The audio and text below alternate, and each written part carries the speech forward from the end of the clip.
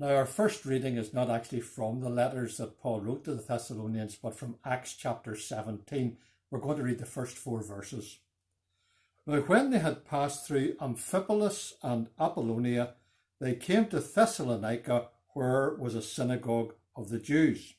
And Paul, as his manner was, went in unto them, and 3 Sabbath days reasoned with them out of the Scriptures, opening and alleging that Christ must needs have suffered and risen again from the dead, and that this Jesus, whom I preach unto you, is Christ.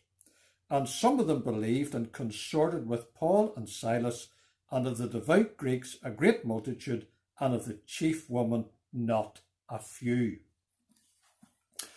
One of the striking events in Paul's second missionary journey was the vision that appeared to him at Troas. There stood a man of Macedonia and prayed him, saying, Come over into Macedonia and help us. Acts chapter 16 and verse 9.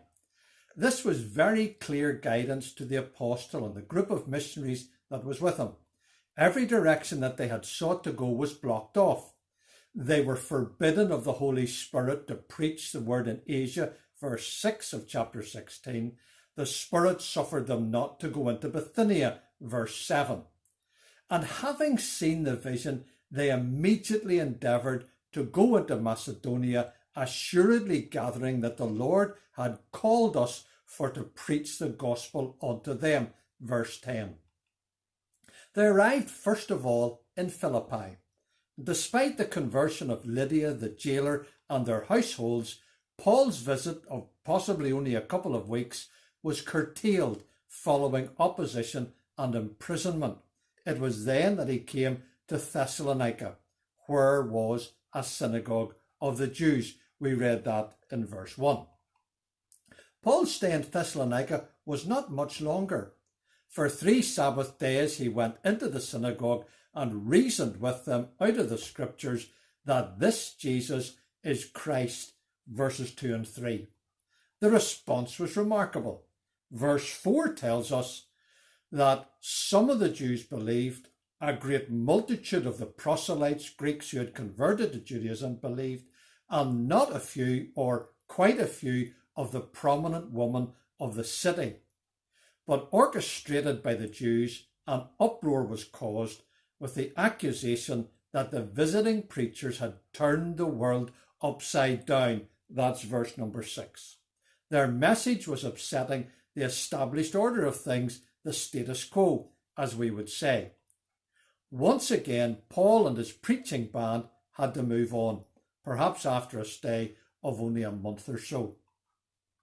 In light of all this, it was well that the Lord had guided them and that they were sure of the Lord's guidance. Life is so full of difficulties and uncertainties, as we well know. They can easily knock us off course. Being sure of God's will is so important to keep us true whenever trials come.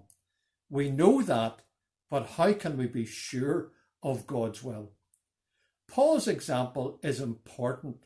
He did not force events to follow his own desires. When things didn't open up in Asia and Bithynia, he waited at Troas. And he waited until God gave him a clear direction.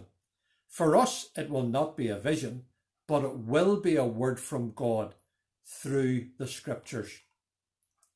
Paul moved on, but he did not forget the believers. At the end of Acts 17, Paul is waiting in Athens for Timothy to join him, and he seems to have brought news about the Thessalonians. Most of it was good news. With this report, Paul writes these 2 letters in fairly quick succession, perhaps the first of all the letters that he wrote. So, what did he write to them about? We'll discover that in our next video.